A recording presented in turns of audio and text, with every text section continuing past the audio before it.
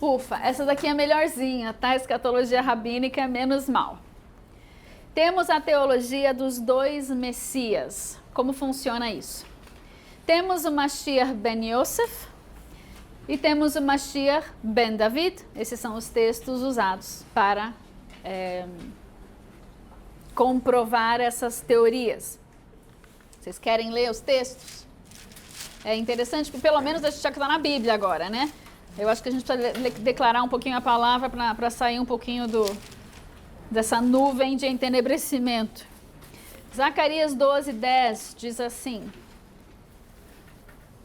sobre a casa de Davi, sobre os habitantes de Jerusalém, derramarei o espírito de graça e súplicas. Olharão para mim, a quem traspassaram, e o prantearão como quem pranteia por seu único filho. E chorarão amargamente por ele, como se chora pelo primogênito. Vamos chorar por quem? Quem foi traspassado? O Messias, filho de José. Mashiach ben Yosef. Aí você entra com os textos de Isaías 52 e 53, onde nós vemos Jesus sendo crucificado, e novamente eles vão atribuir esses textos a um Messias que vai sofrer. É um Messias que vai trazer redenção, mas não é Jesus, é outro que eles estão esperando ainda, que vai vir nos últimos dias. Ele vem, e também vem um outro chamado, ou que é o Mashiach, que é filho de Davi, da linhagem de Davi. A esse eles atribuem as conquistas militares. Esse é o guerreiro do Salmo 2, de Isaías 9, 11, 42, 49, de Amós.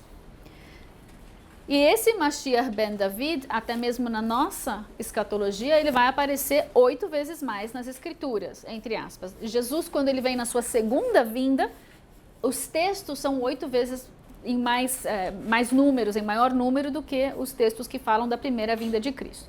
Mas como eles rejeitam absolutamente Jesus, não entrou no quadrado deles, não entrou na ótica deles, não entrou no crivo de aceitação deles, eles precisam ter duas figuras, uma que sofre e uma que batalha e guerreia e vence.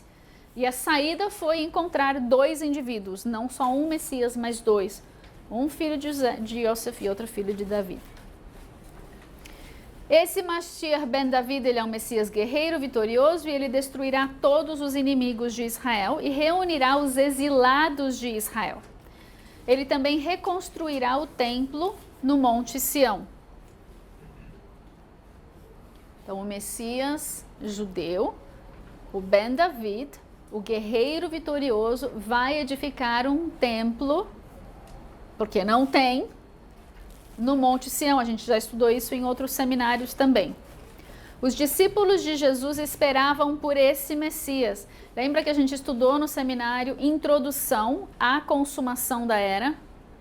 Nós estudamos toda a mentalidade, toda a cosmovisão dos discípulos, desde o nascimento de Jesus, né, do povo na época do nascimento de Jesus, com as profecias de Daniel, o que eles estavam esperando, o testemunho de Zacarias, o testemunho de Ana no templo, né, o testemunho até chegar em João Batista, e depois tudo que você vê Jesus ensinando para os seus discípulos, aqueles 3 anos e meio, sendo uma mudança, trazendo uma mudança de mentalidade. Porque eles estavam esperando isso. E não era isso ainda, era a primeira vinda de Cristo com Yeshua ben Yosef. Jesus, o Messias, filho de José. Ele até encaixa na profecia, na escatologia rabínica, que tenta se desfazer de Jesus, mas não consegue, né? Parece que tá sempre encontrando de novo que Jesus foi filho de José. O filho de José, o Mashiach ben Yosef, ele será filho de José, filho de Efraim. Filho de José, que é da tribo de Efraim. Ao contrário. Ele é filho de um José que é da tribo de Efraim, porque Efraim é filho de José. Não é o nosso José, mas será um José que será da tribo de Efraim, não da tribo de Judá. Então aqui já desvinculou um pouquinho. Escatologia rabínica. Tem que desvincular um pouquinho, porque o Messias ben David vai ser filho de Judá, que é filho de Davi, é da tribo de Judá. Então são 2 Messias distintos. É filho de José, que é da tribo de Efraim, vamos dizer. Esse é o Messias, que é o servo sofredor de Isaías 53, E esse é o Messias que sofre terrivelmente por causa dos pecados do seu povo. Faltou uma palavrinha ali, né? Mas é difícil entender isso, porque ele não é uma pessoa que vem expiar os pecados com a sua morte. Mas por causa dos pecados do povo, ele vai sofrer muito. Não sei muito bem explicar isso. Mas ele vai morrer pela sua nação e ele vai morrer numa guerra. Quais são os... nessa escatologia rabínica, nós temos uma tradição judaica que faz alusão a 4 figuras messiânicas, que são conhecidas como os 4 ferreiros ou os 4 artesãos de Zacarias 1, capítulo 10, versículo 10, que diz assim, capítulo 20, versículo 20, Zacarias 1, 20. Então o Senhor me mostrou 4 ferreiros. Então perguntei, o que vêm estes fazer? E ele respondeu, esses são os poderes que dispersam Judá, de maneira que ninguém pode levantar a cabeça. Esses ferreiros vieram para os amedrontar, para derrubar os chifres das nações que levantaram o seu poder contra a terra de Judá para a espalhar. E como eles interpretam esses 4 artesãos, esses 4 ferreiros?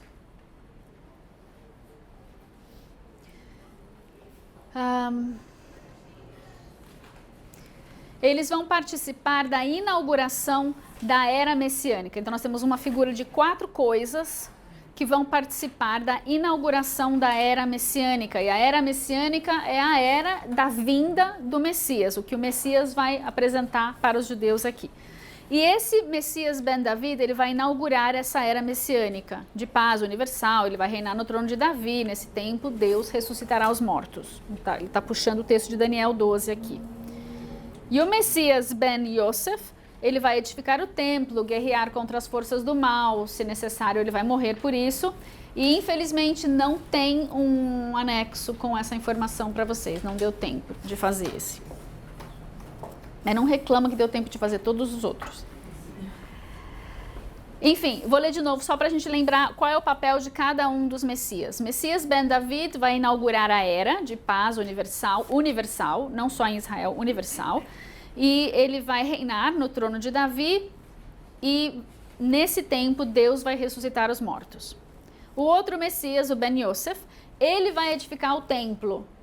Então Ben Yosef, ele vem dentro do templo do Ben David. Ele edifica o templo, ele guerreia contra as forças do mal e se necessário ele morrerá. Ele virá somente se a condição, olha que condição, né? Ele virá somente se a condição espiritual do povo for precária, se houver a necessidade. Não vem nunca, né? Ou vem agora, ontem já veio, que realmente está precária. Se houver necessidade. Após a sua morte, grande calamidade sobrevirá Israel. Enfim. 4 artesãos. Elias virá para ungir o Messias. Então primeiro tem a figura de Elias para vir.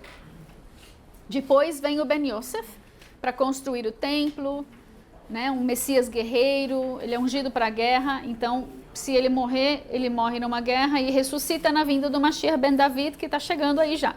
Então primeiro vem Elias, depois vem o Ben Yosef, a ordem está parecida com a nossa, né? Depois vem o Ben David, nas dores de parto, o que são o sofrimento do Messias Ben Yosef.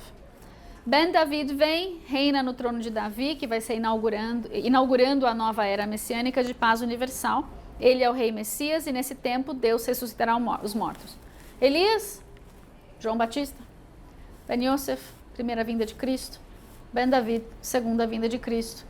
Ressurreição dos mortos. Milênio, reinado universal. Veja o paralelo, apagando a figura de Cristo, colocando outra pessoa no seu lugar, fazendo 2 Messias. E o justo sacerdote Melquisedeque ministrará no templo na era messiânica.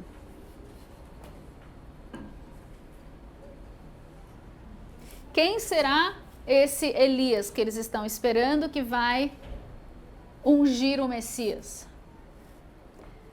Essa semana eu estava lendo profecias a respeito do Bibi Netanyahu, a gente vai chegar lá.